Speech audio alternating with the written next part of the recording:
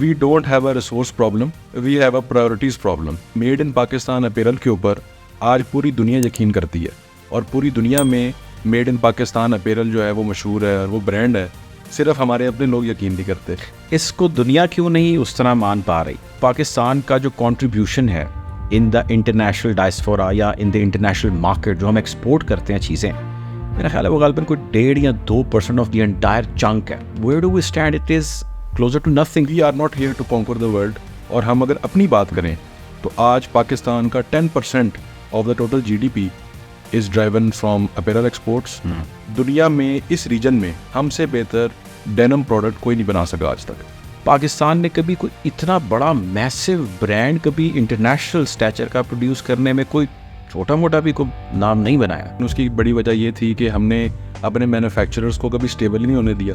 दूसरी वजह है कि आमतौर पे ब्रांड्स होम ग्रोन होते हैं, तो वो पहले अपनी होम कंट्री में ग्रो होती and then they expand internationally. Correct. हमारी कंज्यूमर मार्केट दिन ब दिन श्रिंक होती जा रही है, तो किसी भी बड़ी कंपनी को ये वायबिलिटी नज़र नहीं आती कि यार वो कंज्यूमर लोकली जो है वो इन्वेस्ट करे और फिर अपने ब्रांड को इंटरनेशनली स्केल करे। इट इज़ सो अनफॉर्चुनेट कि 90s में we were ahead of the game और बाद में ये inconsistency of policies, poor implementation of government policies और जो हमारे इंटरनल इश्यूज़ थे उसकी वजह से हम पीछे रह गए। वियतनाम में there is no cotton, there is no fabric.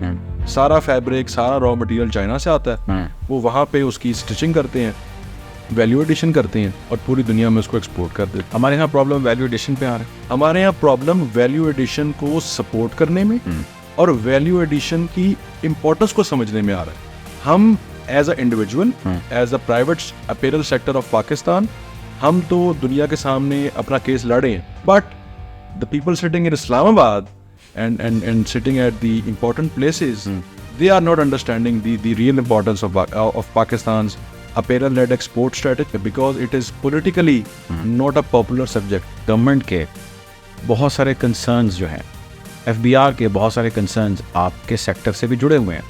आज एक्सपोर्टर्स के ऊपर अफेक्टिव टैक्स रेट 72% है।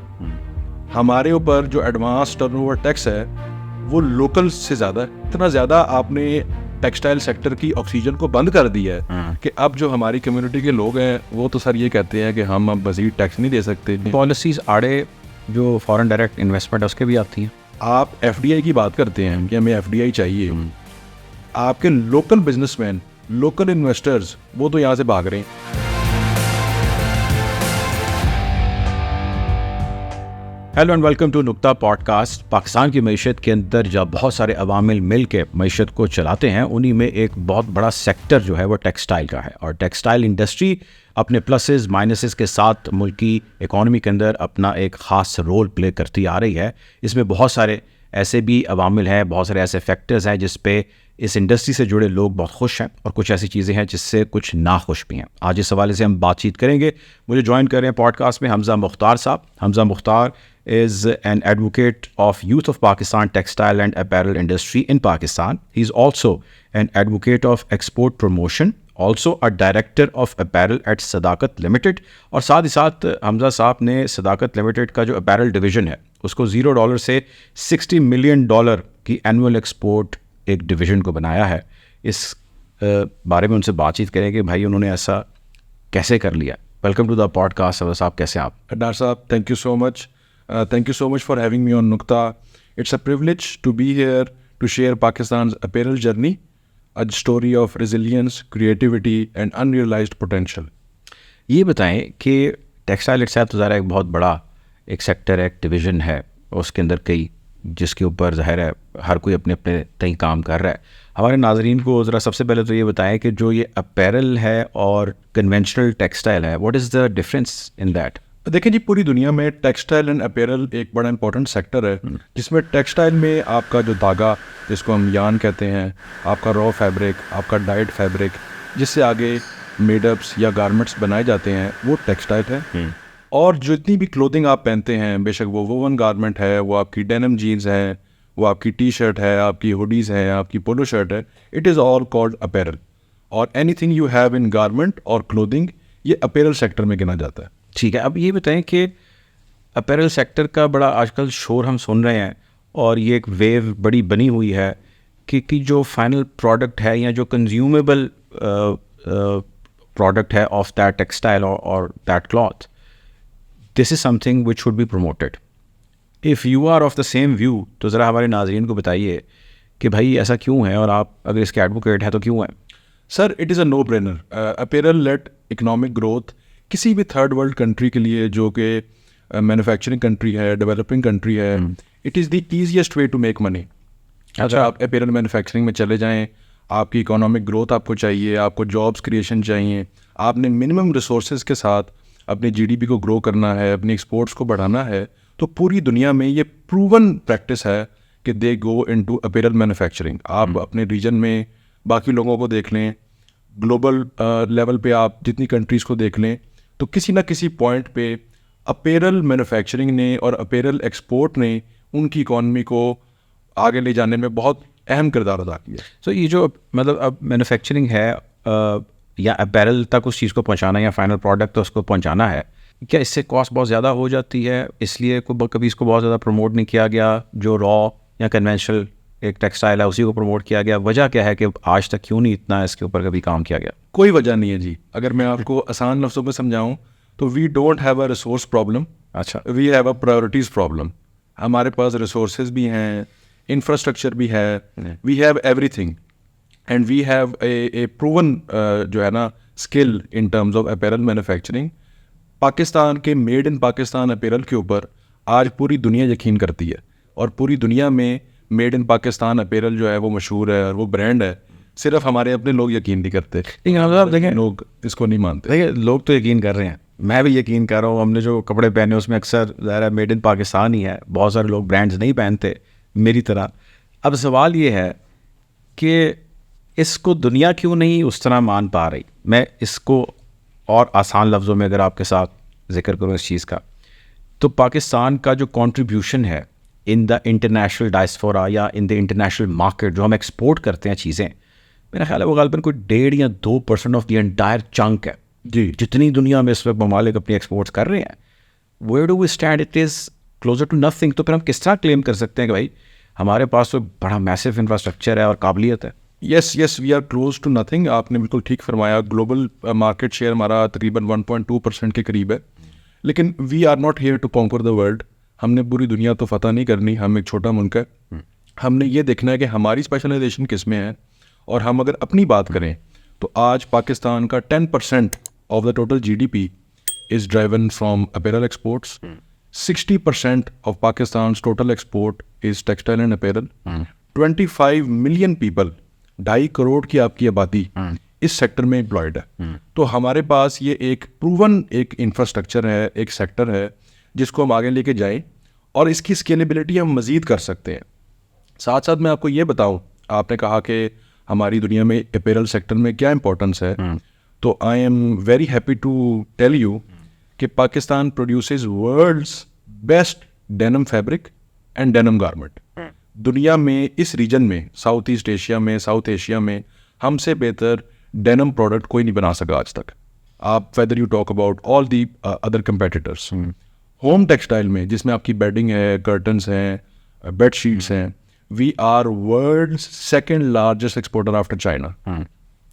फ्लीस की अगर आप बात करें, जो कि हमारी सबसे बड़ी कैटेगरी है in the textile apparel sector, which is knitwear.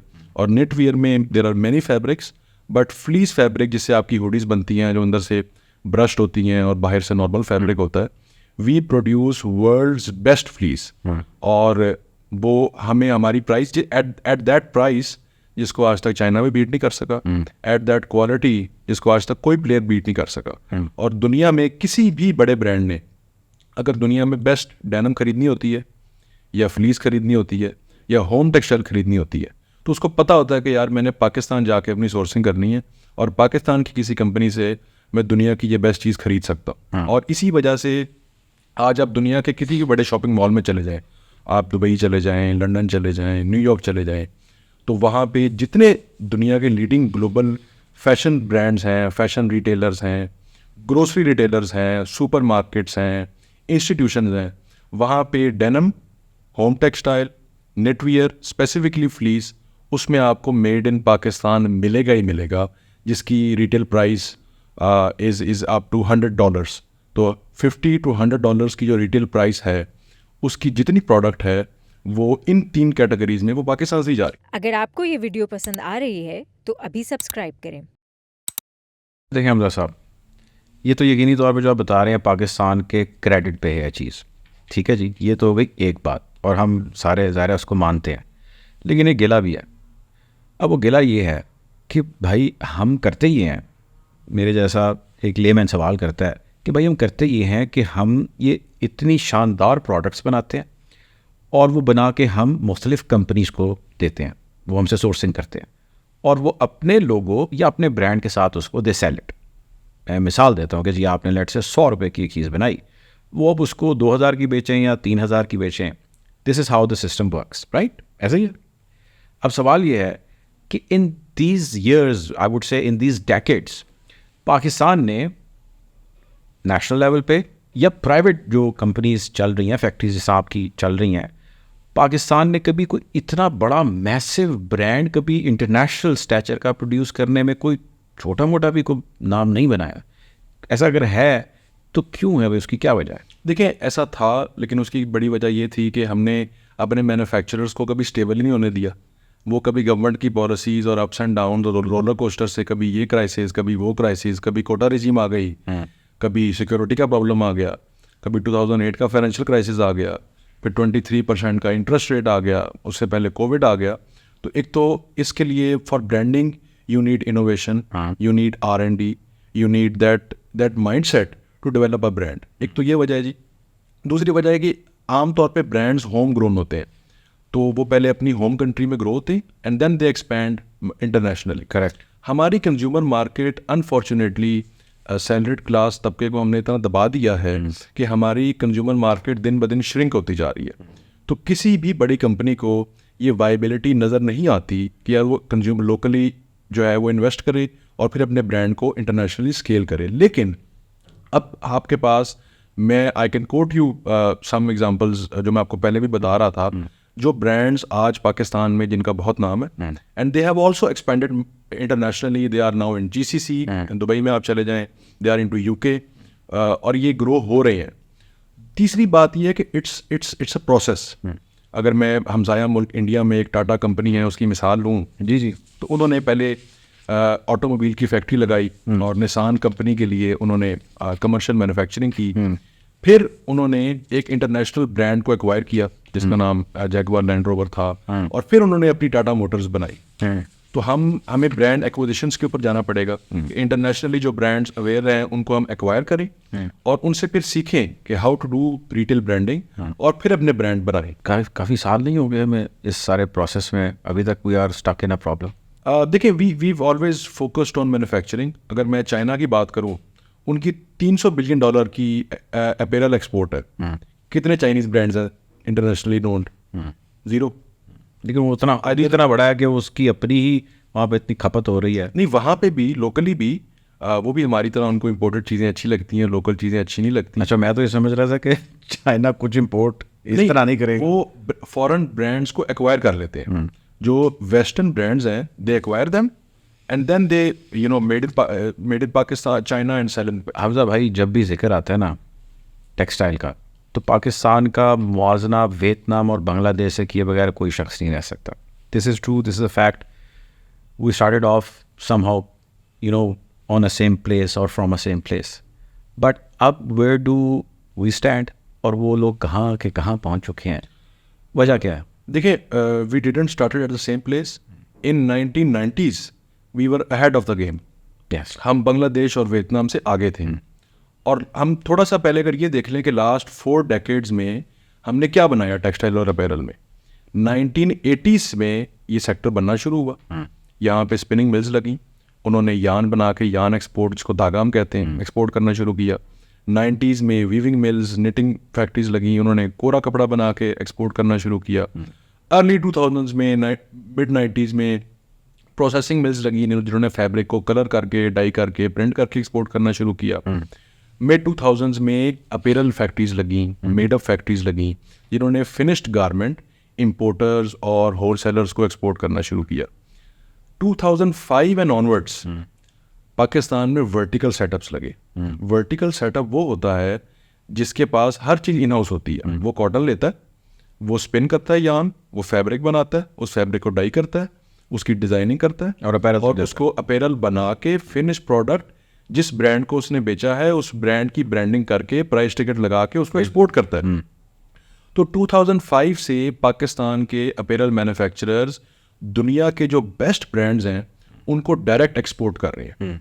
आपने बांग्लादेश की बात की तो इट इज़ सो अनफॉर्चुनेट कि 90s में we were ahead of the game और बाद में ये inconsistency of policies, poor implementation of government policies और जो हमारे इंटरनल इश्यूज थे उसकी वजह से हम पीछे रह गए। बांग्लादेश में they have a land problem, उनके पास ज़मीन नहीं है और half of Bangladesh is flooded 2 times a year। वहाँ पे सैलाब आ जाता है तो वहाँ पे जो ऊंची ज़मीन है वहाँ पे वो फैक्ट्रीज लगाते हैं ताकि यहाँ पे पानी ना आए। वहाँ का जो मेल था वो स्टिचिंग नहीं करना चाहता था, वो ऑपरेटर नहीं बनना चाहता था, तो उन्होंने अपनी फीमेल्स को ट्रेन किया। उनके पास कॉटन नहीं है, हमारे पास नेचुरल रिसोर्स कॉटन है। उन्होंने अपना सारा फैब्रिक इंपोर्ट किया, सिर्फ वैल्यू एडिशन पे अपैरल पे फोकस रखा और उसको एक्सपोर्ट किया और आज पूरा मुल्क उनका अपैरल सेक्टर के ऊपर ही चल रहा है। करेक्ट। वियतनाम में there is no cotton, there is no fabric, सारा फैब्रिक सारा रॉ मटेरियल चाइना से आता है। वो वहाँ पे उसकी स्टिचिंग करते हैं, वैल्यू एडिशन करते हैं और पूरी दुनिया में उसको एक्सपोर्ट कर देते हैं। हमारे यहाँ प्रॉब्लम वैल्यू एडिशन पे आ रहा है।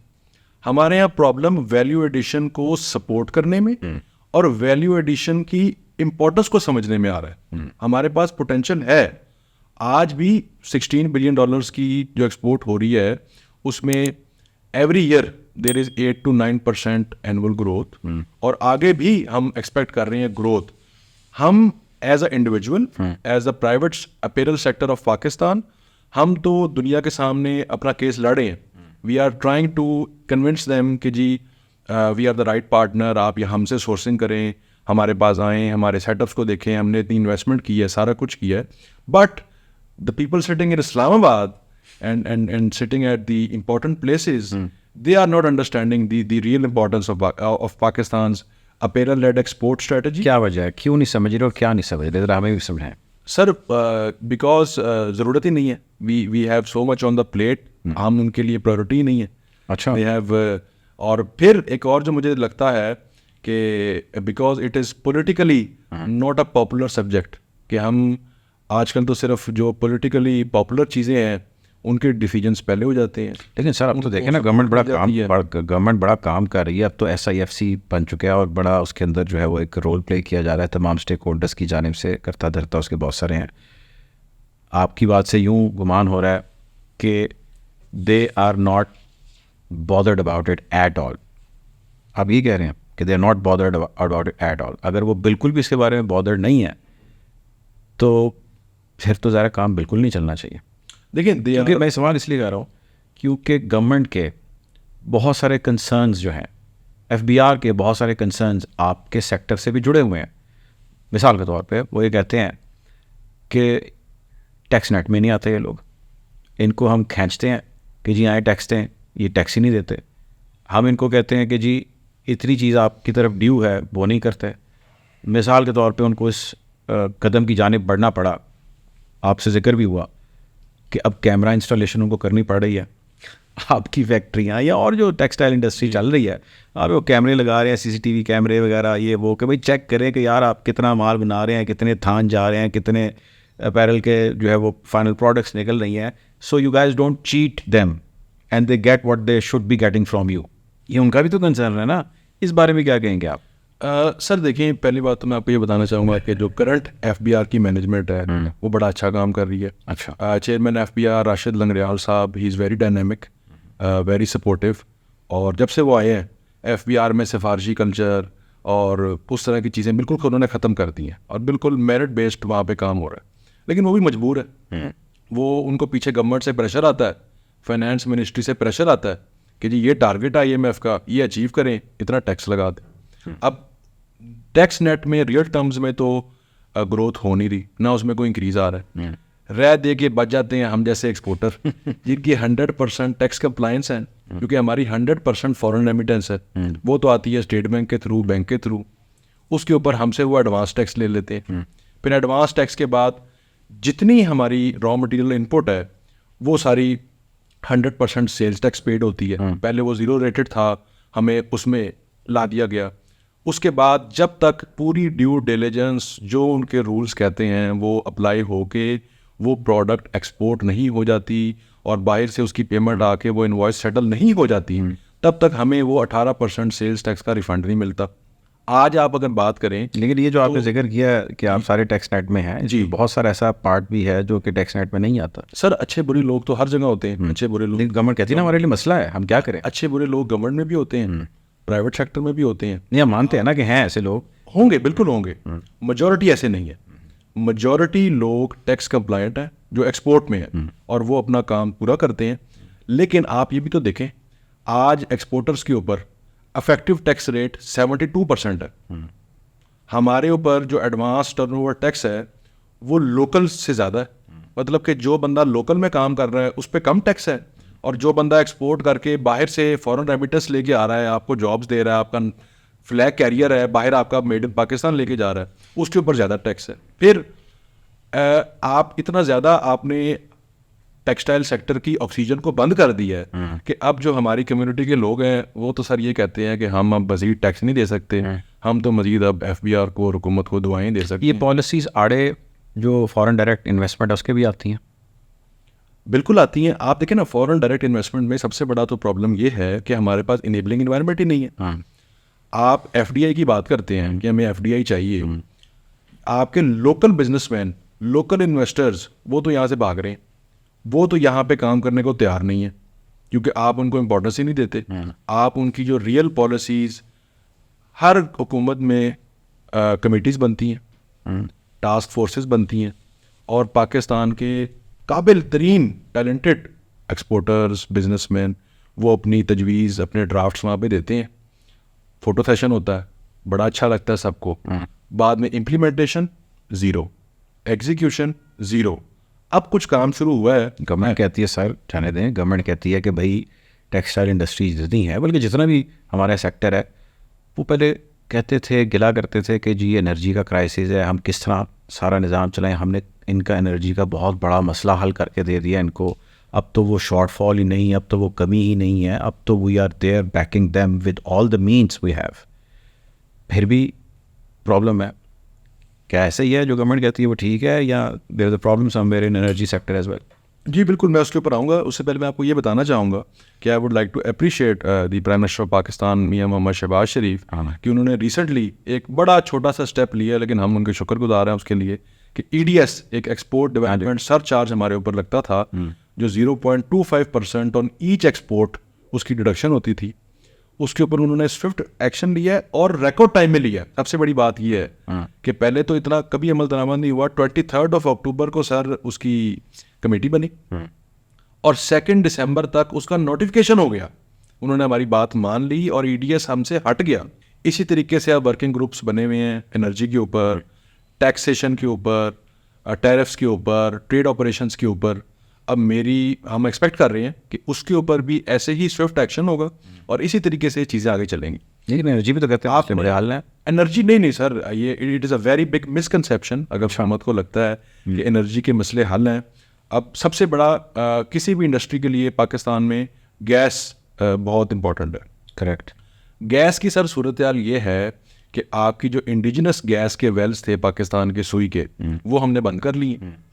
जो हमने इंपोर्टेड RLNG ली थी उसके कॉन्ट्रैक्ट्स हम डेफर करना चाह रहे हैं। क्यों? क्योंकि हमने एक जो गैस 2400 या 250 की, I don't know the exact figure, उसको 3500 रुपये की गैस कर दिया, 3500 की, उसके ऊपर 700 रुपये की लेवी लगा दी। तो जो गैस पहले हम अंडर 3000 ले रहे थे उसको 4200 रुपये की बना दिया, और इंडस्ट्रियलिस्ट और एक्सपोर्टर के लिए गैस को इस्तेमाल करना नामुमकिन बना दिया। आपकी डिमांड 80% कम हो गई, आपको अपने वेल बंद करने पड़ गए, आपको अपनी RLNG के कॉन्ट्रैक्ट्स डेफर करने पड़ गए।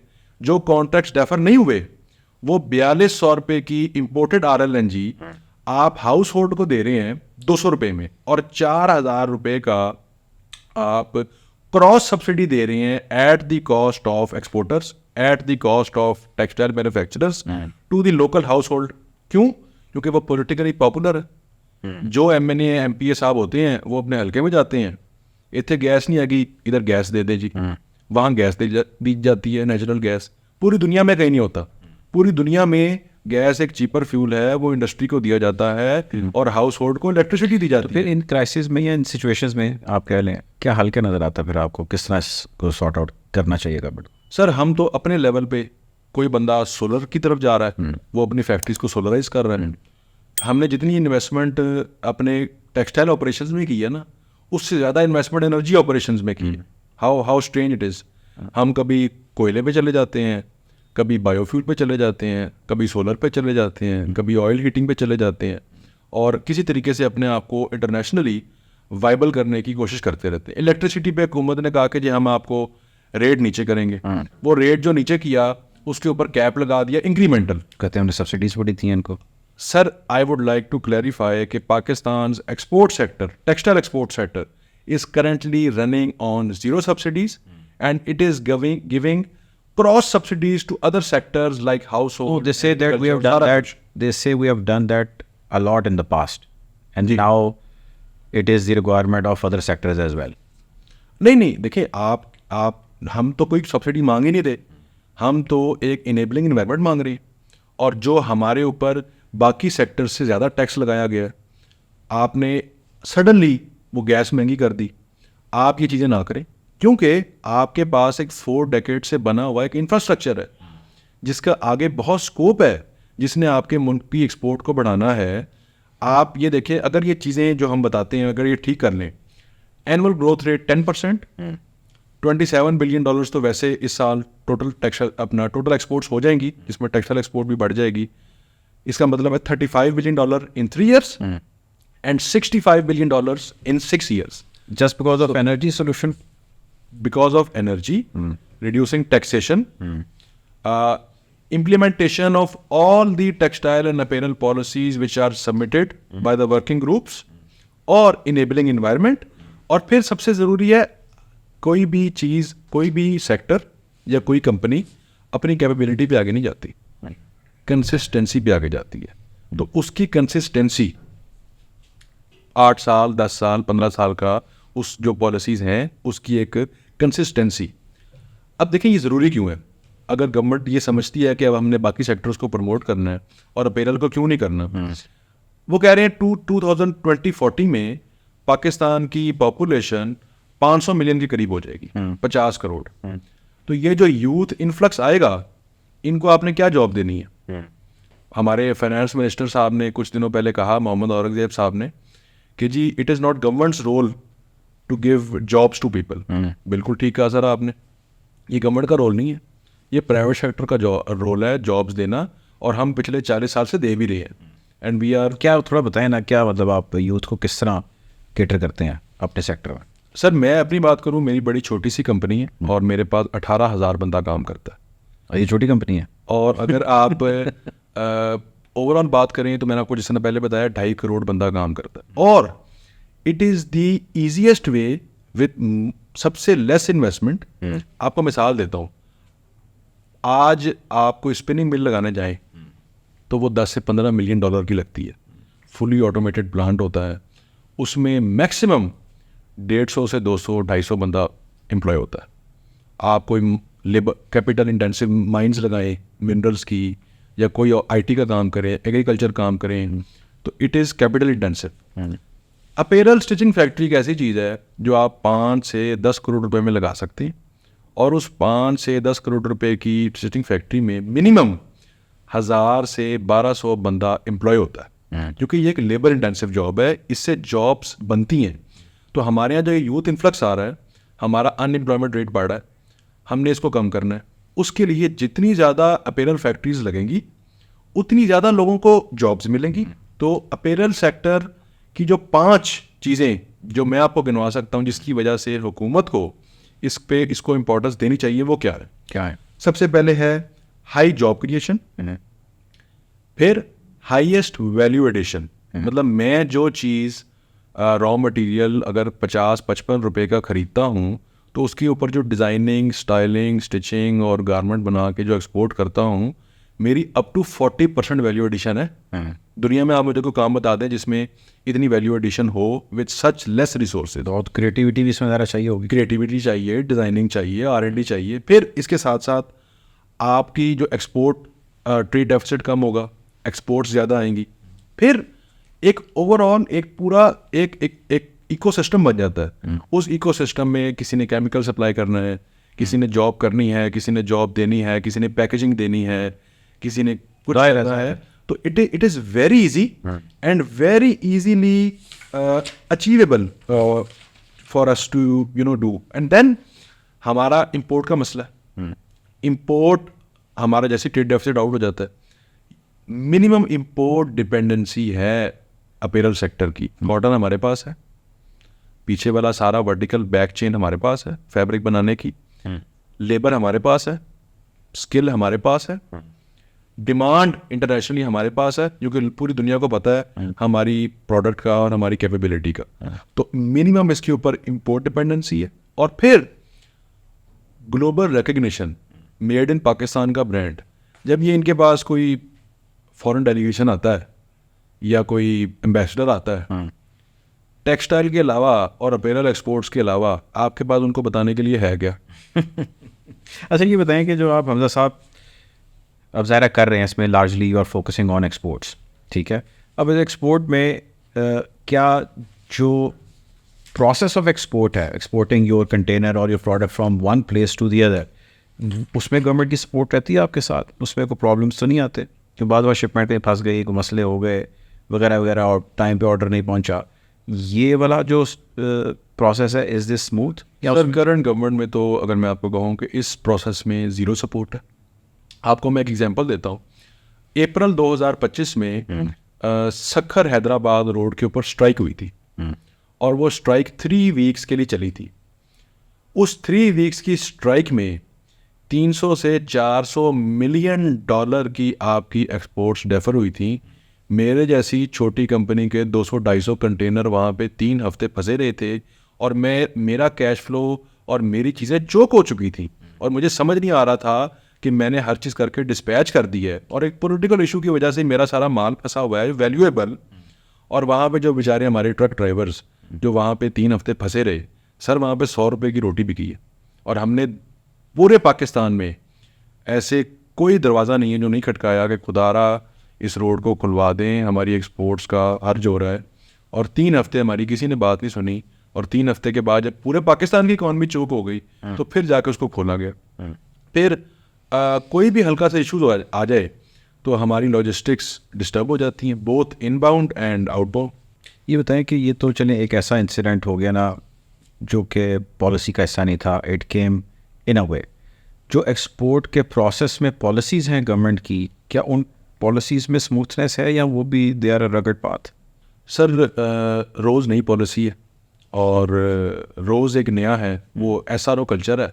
रोज़ सुबह एक नया SRO आ जाता है और उस SRO पे हमारे बिज़नेस की पूरी मॉडलिंग हर चीज़ चेंज हो जाती है। तो we have to deal around 53 departments as a entrepreneur. आप मैं नाम नहीं लूँगा क्योंकि हमने काम भी चलाना है। लेकिन ये है कि आप समझे कि जितनी भी पॉलिसीज़ हैं उसमें जो हमारी रियल इनसाइट्स हैं वो नहीं मानी जाती। उसकी वजह क्या है?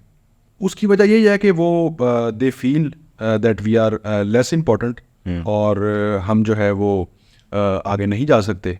तो जो कि गलत है, जो कि मैं बार बार बता रहा हूँ कि Pakistan needs a apparel led export growth strategy. हमें एक नेशनल इकोनॉमिक स्ट्रेटजी बनाए, declare us a strategic sector, planning and development ministry में हमारा स्ट्रेटेजिक विंग बनाए। जो हमारे वर्किंग ग्रुप्स बने हैं उन्होंने जितनी पॉलिसीज़ की हैं उनको ठीक करें। गैस का रेट फौरी तौर पे वापस लेके आएँ। हमारी जो ये 71% का एक्सेसिव टैक्स रेट है इसको ख़त्म करें, इसको नॉर्मल लेके कम से कम कोई सब्सिडी ना दें, लोकल के एट पार लें। आज मुझे $100 एक्सपोर्ट करने के लिए आई हैव टू इन्वेस्ट $125। अच्छा, अब आप मुझे बताएं, दुनिया में कहीं पे होता है कि एक बंदे ने $100 का कारोबार करना है और $125 उसको डालने पड़ने हैं और उसके जो वो $25 हैं वो फंसे हुए हैं। वो रिफंड है, वो आ गया तो बड़ी मेहरबानी, ना आया तो उनकी मर्जी। अब आप ये देखें जो मैन्युफैक्चरिंग सेक्टर है इसमें मार्जिन बड़े लिमिटेड होते हैं। वी ऑपरेट पूरे पाकिस्तान की अगर मैं एवरेज लूँ तो we operate on a 4 to 7% net margin. तो 100 रुपये में से 4 रुपये या 7 रुपये मेरा नफ़ा है, 18 रुपये तो मेरे सेल्स टैक्स में फंसा दिए। अब उसका रिफंड कब मुझे मिलेगा और 18 रुपये मिलेंगे या 15 मिलेंगे ये भी नहीं पता। और फिर आप एट सोर्स जो मेरा एडवांस टैक्स काटी जा रहे हैं, तो आप हमारे कैश फ्लोज हमारे वर्किंग कैपिटल्स को डिस्ट्रॉय कर रहे हैं। और जो रिसेंटली जो यूएस में हमें टैरिफ एडवांटेज दिया अगेंस्ट आवर कंपेटिटर्स, जो हमारे पास कैपेसिटी है अराउंड $32 बिलियन की, तो हमारी आज इंस्टॉल्ड कैपेसिटी है, अच्छा, which is operating on less than 60% capacity. क्यों? वर्किंग कैपिटल के चैलेंजेस है। वर्किंग कैपिटल के चैलेंजेस क्यों हैं? हुकूमत ने ऑक्सीजन दबा दी है। हुकूमत के अलावा जो फाइनेंशियल लेंडर्स हैं वो, क्योंकि हुकूमत की प्रायोरिटी नहीं है, उन पे भी हुकूमत की पॉलिसीज हैं, उनकी भी पॉलिसीज़ हैं, उनके लिए भी वो भी कहते हैं कि जी ये तो नेगेटिव लिस्ट में है, इसके तो फंडामेंटल्स ठीक नहीं हैं। और उनके लिए बड़ा आसान है, हुकूमत उनसे पैसे ले लेती है सारे बैंक से, सारे कमर्शियल बैंक से, 60% 80% लैंडिंग उनको है, ज़ीरो कोलेट्रल होता है, सॉवरेन गारंटीज होती हैं, उनकी जो इन्वेस्टमेंट होती है वो उनको वापस मिल जाती है। और जो बिजनेसमैन है जिसके पास एक बिजनेस मॉडल है, एक बिजनेस प्लान है, जिसकी जेन्युइन रिक्वायरमेंट है, जिसके पास स्कोप है, उसको पैसे नहीं मिलते। उसके अलावा मर्जर एंड एक्विजिशंस का ट्रेंड पाकिस्तान में है नहीं, कोई बाकी strong financial lending companies Pakistan में है नहीं। तो we need to make the apparel led export viable. आप बड़े कन्विंस्ड हैं पैरल के ऊपर, ऐसा तो नहीं है कि गवर्नमेंट कुछ और चाहती हो? गवर्नमेंट चाहती हो कि जी अपैरल को इतना ज़्यादा हम, या इस डिवीजन को इतना ज़्यादा हम ना सपोर्ट करें, हमारे प्लान्स में टेक्सटाइल सेक्टर है, लेकिन why apparel only? Because what I get is that your reliance on apparel is way too much than the other sectors which are part of this textile sector, the conventional textile. Sir हम तो नहीं रोक रहे, हम तो कह रहे हैं आप बाकी सेक्टर्स को भी ग्रो करें। आप रियल इस्टेट का आपको बहुत शौक है, आप करें, आपको आईटी का शौक है, आप करें, अच्छी बात है। Textile groups are also diversifying into IT and these, digital का दौर है बड़ा, डिजिटल को करें, माइंस एंड मिनरल्स पे करें, बहुत अच्छी बात है, करें। लेकिन इसका मतलब ये तो नहीं है at the cost of textile and apparel. आप हमें पीछे तो ना छोड़ें। चाइना वो भी मिनरल रिच है, वो भी सब कुछ कर रहे हैं, टेक्नोलॉजी में they are the world leader, IT में they are the world leader, mines and minerals में, रेयर अर्थ मिनरल्स के उनके पास, they control the world's demand.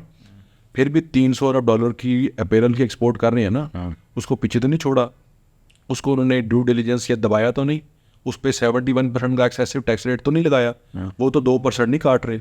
उन्होंने तो अपनी गैस डबल महंगी नहीं की, उन्होंने तो नहीं कहा कि जी हमने टेक्सटाइल वाले सब्सिडियाँ खा गए और ये कर लिया और वो कर लिया, हमने इनको कुछ नहीं देना। तो यू नीड दैट बैलेंस।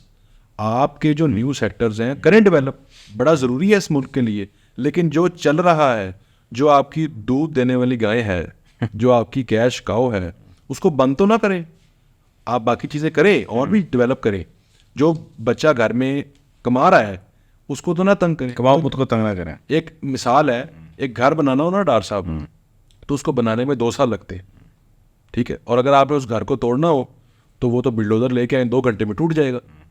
तो एक 40 साल से आपने एक घर बनाया है, तो आपका दिल है कि बस को तोड़ दें, ये ख़त्म हो जाए और ये लोग मर जाएं, हम तो सारी ज़िंदगी पाकिस्तानी रहेंगे। We can't lose our identity. और हमारे जैसी जो डेवलप्ड स्टेबल कंपनीज़ हैं, फैमिलीज़ हैं, जिन्होंने पूरी decades textile and apparel export में लगा दी, and I am the 4th generation into the same business, हमारे लिए तो बड़ा आसान है कि हम इजिप्ट में या किसी भी और कंट्री में जहाँ पे इंसेंटिव्स हैं वहाँ पे जाके अपनी को डाइवर्सिफिकेशन कर लें या सेटअप्स लगा लें। इस मुल्क का क्या बनेगा? सोचा वैसे आपने इस बारे में? सर लग रहा है अब जो हालात चल रहे हैं, अब आपके प्लेटफॉर्म से कोशिश करेंगे कि हमारी कुछ सुनवाई हो जाए। नहीं हुई तो फिर प्लान यही है, क्योंकि अपैरल तो उसकी भी कॉस्ट है दे, यस, बट इस कंट्री का क्या होगा? यहाँ के लोगों को जॉब्स कौन देगा? यहाँ पे एक्सपोर्ट रेमिटेंस कौन लेके आएगा? यहाँ की ग्लोबल रिकग्निशन किसने कर रही है? या हमने सिर्फ अपने अंदर ही रह जाना है और हमने अपना ट्रेड डेफिसिट बढ़ा देना है, डेट सर्विसिंग बढ़ा लेनी है? हमारी एक्सपोर्ट का 40% तो आपकी डेट सर्विसिंग में जा रहा है, सर्कुलर डेट बढ़ा लेना है और हमें कुछ नहीं देना। ये बताएं कि खैर मसले तो काफ़ी गंभीर हैं, कोई जाते जाते आप कोई मैसेज देना चाहें, कोई बात कहना चाहें, anything you would want to say to the government और to the stakeholders, what would that be? देखिए, ये मेरा आखिरी में ये पैगाम है कि आप जो है ना एडवर्टीज़मेंट पे कम ध्यान दें और रियल पॉलिसी मेकिंग पे ज़्यादा ध्यान दें। 2004 से 9 की पॉलिसी बनी, उसकी 8-10% इम्प्लीमेंटेशन हुई। 2009 से 14 की पॉलिसी बनी, 10 से 15% इम्प्लीमेंटेशन। 2015 से 2020 की पॉलिसी बनी, 22% इम्प्लीमेंटेशन हुई। 2020 से 2025 की पॉलिसी बनी, माशाल्लाह 0% इम्प्लीमेंटेशन। टेक्सटाइल सेक्टर में नेक्स्ट जो हमारी पॉलिसीज़ बनी, तो आप इसको विद डिसिप्लिन, विद कंसिस्टेंसी आप इसको इम्प्लीमेंट करवाएं, 100% इसकी इम्प्लीमेंटेशन करें, फिर आप रिजल्ट देखें। आपको 10% एनुअल ग्रोथ ना मिले टेक्सटाइल में तो आप फिर हमसे बात करें। और फिर इसके अलावा मैं आपको ये भी बताना चाहूँगा कि आप ट्रांसपेरेंसी लेके आए, आप मेरिट बेस्ड काम करें। आप किसी एक सेक्टर को ऐसे ना लेके चलें कि उसके जो इन्वेस्टर्स हैं वो ब्लॉक हो जाए और उनका आगे काम ख़त्म हो जाए। और अगर हमने ये national appearance led growth strategy बना ली तो आई कैन अश्योर यू कि हम बहुत अच्छा काम कर सकते हैं। और जो बेचारे हमारे सैलरीड क्लास तबके को जिसको आपने मार दिया, इनइक्वालिटी ऑफ इनकम आपकी इतनी बढ़ गई है पाकिस्तान में कि या 30 लाख वाली गाड़ी बिक रही है या 15 करोड़ वाली गाड़ी बिक रही है, जो बीच वाला बंदा है वो मर गया। तो इसको भी थोड़ा सा सांस लेने दें ताकि यहाँ पे कंज्यूमर मार्केट बने। जो इनका ख्वाब है कि हम भी कोई ब्रांड बना लें, ये ख्वाब पूरा हो जाएगा। ठीक है जी, बहुत शुक्रिया जी, हमजा मुख्तार साहब ने हमें आज ज्वाइन किया। Thank you very much Hamza साहब। Thank you.